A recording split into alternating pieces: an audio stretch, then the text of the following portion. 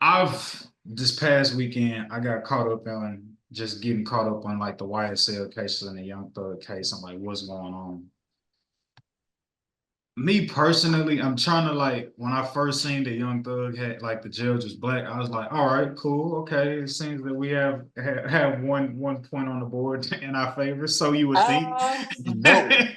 Right, right. They in Atlanta, everybody black. But then as I like I say, as I went to go about it, trying to get caught up on like how the case is unfolding and what's going on, I'm like, I don't think you're on our side, but or on Young Thug's side there, buddy. But do y'all think Young Thug will beat this case? Oh man, them sales about to go through the roof when he come home. I think he gonna beat it. Just due to the frivolous nature overall on the case. I won't go into specifics if people been catching up, or excuse me, keeping up with it. You see the inconsistencies and a clear violation of constitutional rights within the case and how it's being conducted, especially as it pertains to the prosecution's witnesses and just witness tampering altogether. So, man, it's really a shit show, man. It just looks like a big play being enacted. Oftentimes, man, when I see clips of it, it doesn't even look real in regards to the back and forth banter between the judge and legal parties and things like that. So um, I think Thug will eventually walk in. When in hip hop, if you beat a case of this magnitude, that'll automatically elevate him to a Boosie level status, especially in Atlanta. He'll be a Teflon legend. Don. He already a legend forever, but Untouchable. he would definitely be, especially from a street sense, a legendary sense in regards to music. I mean, it would benefit him greatly. So I I definitely think he'll beat it, especially with what his lawyer went through as well. Willing to go down for his client, which is probably one of the best market employees. This guy is gonna forever get business, and just off of that alone, being willing to go, you know what I'm saying, just asking the judge, hey, can I go do my time with my client? Like, come on, like, But even though like I was watching it and if at face value, it just looked like, bro, he's like balls to the wall, going all out for his client.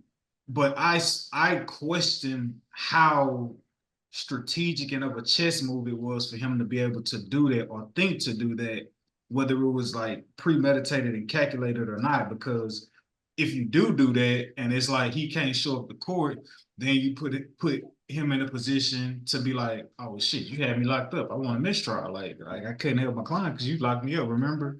And the prosecution side being like, Your Honor, uh, yeah, we're gonna need him to be in the courtroom because that's not really gonna help us in the long run because he gonna have rights and to a that's why I say mistrial. they all over the place. So Yeah.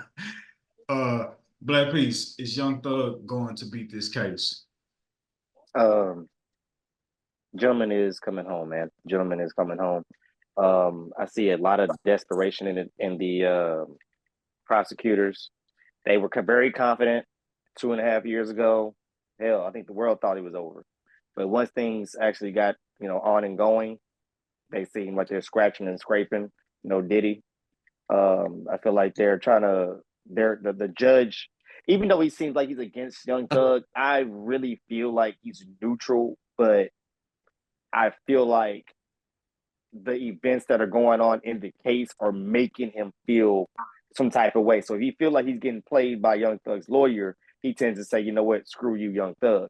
If he feel like the prosecutors are starting to abuse the law or starting to like trying to, go against what he's allowing, then he gets pissed off at them.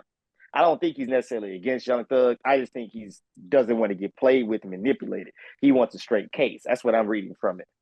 And I think that's what happened with the whole situation with his lawyer and why his lawyer was attacking him. Like, like, why are you doing this behind my back and this and that? And I feel like he was just trying, I think the judge was personally trying to get information because everything is just so crazy where they're out in public. He's trying to get information to where things are a little more smooth. The witnesses aren't cooperating. they're not doing what they're supposed to be doing as far as like what they said a couple of years ago, and they're not remembering anything. So it's frustrating to the judge to where he's just like, you know what, I got to start doing ridiculous stuff, and just like when things started to come full circle, and the Young Thug's attorney, attacked him about it, say, hey man, you can't do that. Hey, what's the, I can't do that. He tried to pull a power move and say, well, give me the guy's name, and just like you said earlier, like that kind of, you know, information and trying to punk somebody and trying to say I'm gonna put you in jail, you can't do that legally. So that was one of those situations where Young Thug's lawyer is still on top of it. He knows what he's doing. They're in total control, man. Like every angle that is happening in that courtroom, as much as it seems like, oh, Young Thug's about to be put away forever, there's nothing sticking at all. Nothing. Like I said, they tried to do try to get confidential stuff about him, and they tried to flip it around, and his lawyer finally said, you know what, lock me up, as long as I'm with my client. Trying to play it off as if he didn't know, okay, this is going to get thrown away if I get locked up. So, but yeah, man, like I said, man, they're falling apart, man. It would be, I give it realistically 1 year for Young Thug to be home. 1 year.